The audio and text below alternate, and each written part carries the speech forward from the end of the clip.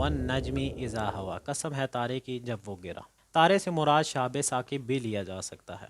Star की simple definition, universe में कोई भी ऑब्जेक्ट जो लाइट प्रोड्यूस कर रहा है उसे हम स्टार कहते हैं। कोई भी ऑब्जेक्ट जो लाइट प्रोड्यूस नहीं कर रहा, उसकी अपनी लाइट नहीं है, उसे हम प्लैनेट कहते हैं। स्टार की एग्जांपल सन है, शहाब साकिब है, मीटेरॉइड है, और प्लैनेट की एग्जांपल हमारी अर्थ है। इसी वजह से यहाँ पर वन नजमी इज़ा हवा, सितारे से मुराद मैंने शहाब साकिब लिया है। अपनी इमेजिनेशंस ऑन कर लें, शहाब साकिब को अपने ज़हन में लेकर आएँ। ये 4 पॉइंट्स मैं आपके सामने रखने लगा हूँ। पॉइंट नंबर 1, जब शहाब साकिब ज़मीन की तरफ उतरता है तो आपने एक चीज़ फील की होगी कि वो शहाब साकिब अपनी चारों तरफ रोशनी किए जाता है, उसकी चारों तरफ रोशनी होती है। पॉइंट नंबर 2, ये पॉइंट्स आपने ज़हन में रखने हैं, ये आगे आपको आयत को समझने में बहुत हेल्पफुल होंगे। पॉइंट नंबर 2 कि शहाब साकिब एक स्पीड से अपनी मंजिल की तरफ बढ़ते चला जाता है। पॉइंट नंबर 3, वो कभी भी भटकता नहीं है, कभी भी बहकता नहीं है। कभी भी आपने ये नहीं देखा होगा कि शहाब साकिब अगर ज़मीन की तरफ जा रहा है, कभी ऊपर हो कभी इधर हो, कभी जिग जैग नहीं होता वो, बल्कि अपनी मिशन की तरफ लगातार बढ़ते चला जाता है, एक स्पीड में, एक डायरेक्शन में बढ़ता चला जाता है, बढ़ता चला जाता है। और जब शहाब साकिब ज़मीन के ऊपर उतरता है तो अपने असरात चारों तरफ छोड़ जाता है। ये अपने ज़हन में रखें। वापस आएँ आयत की तरफ, वन नजमी इज़ा हवा, कसम है तारे की जब वो गिरा। यहाँ पर कसम के लफ्ज़ को भी समझ लें। कसम अल्लाह पाक ने, इस आयत में किसने कसम खाई है? अल्लाह पाक ने कसम खाई है। अब इंसान की कसम और अल्लाह पाक की कसम का फ़र्क समझ लें। कसम का असल माफूम क्या है? शहादत देना, गवाही देना। जब इंसान कसम खाता है तो उसमें खुदा की अजमत बयान होती है। जैसे अगर कोई शख्स मेरे ऊपर बिलीव नहीं कर रहा, वो मुझे झूठा कह रहा है, तो मैं कसम खाकर कहता हूँ कि अल्लाह की कसम मैं सच बोल रहा हूँ, अल्लाह की कसम मैं सच बोल रहा हूँ, मेरी इस कसम में खुदा की बढ़ाई बयान हो रही है, खुदा की अजमत बयान हो रही है। तो वो शख्स खुदा की कसम के ऊपर बिलीव करेगा। क्यों? क्योंकि इस कसम में खुदा की बढ़ाई बयान हो रही है। तो इंसान जो भी कसम खाता है, और हदीस में आता है कि इंसान जो भी कसम खाता है उसे अल्लाह की ही कसम खानी चाहिए, उसके अलावा किसी की कसम नहीं खानी चाहिए। ठीक है, अगर इंसान कसम खा रहा है तो उसमें अल्लाह की बढ़ाई बयान हो रही है, अल्लाह की अजमत बयान हो रही है कि उस रब से बढ़कर और कोई भी नहीं, मैं सच बोल रहा हूँ। अगर मैं सच ना बोल रहा हुआ, मैं झूठ बोल रहा हूँ, तो उस रब का अजाब मेरे ऊपर आ जाएगा। अब खुदा जब कसम खाता है, इस आयत में जैसे कही, कसम है तारे की जब वो गिरा, तारे की कसम अल्लाह पाक ने उठाई। अब यहाँ पर जब अल्लाह पाक कसम खाते हैं तो इसमें उस तारे की बढ़ाई बयान नहीं हो रही होती, उस तारे की अजमत बयान नहीं हो रही होती। क्यों? अल्लाह से बढ़कर कौन?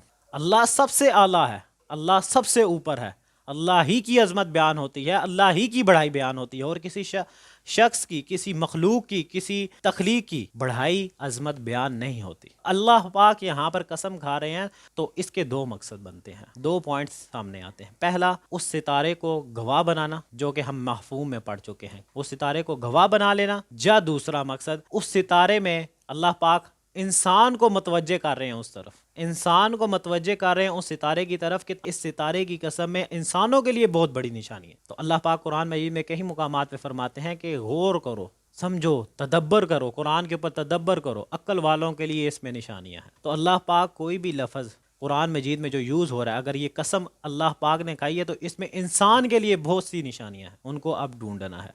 और वो इंशाल्लाह मैं कॉन्सेप्ट 1 में, 2 में, 3 में आपके सामने रखूँगा। और आपका दिल करेगा कि मैं अल्लाह के सामने सजदा करूँ, आपका दिल इस बात पे तस्लीम हो जाएगा कि मैं अल्लाह के सामने सजदा करूँ। तो आपने कॉन्सेप्ट समझ लिया। जब इंसान कसम खाता है तो उसमें अल्लाह की बढ़ाई बयान होती है, अजमत बयान होती है। जब अल्लाह कसम खाता है तो उसमें किसी चीज़ की बढ़ाई बयान नहीं होती, बल्कि इंसान को मतवज्जे करना होता है। इस चीज़ में इंसान के लिए बहुत सी निशानियाँ हैं। तो समझो, फिक्र करो, तदब्बर करो और हक रास्ते तक पहुंचो, जो अल्लाह आपको बताना चाह रहा है उस राज तक पहुंचो। ठीक है, अब आपने कसम को समझ लिया। अब इस आयत की तरफ आए। कसम है तारे की जब वो गिरा, कसम को हम माफूम जो है इसका उसके साथ तब्दील करें तो ये आयत इस तरह बन जाएगी, वो गिरता हुआ तारा गवाह है। अब वो 4 पॉइंट्स अपने ज़हन में लेकर आए और समझे, वो गिरता हुआ तारा गवाह है कि वो अपने मंजिल की तरफ बढ़ता चला जा रहा है, अपनी चारों तरफ रोशनी किया चलता जा रहा है। वो ना तो बहका है ना भटका है,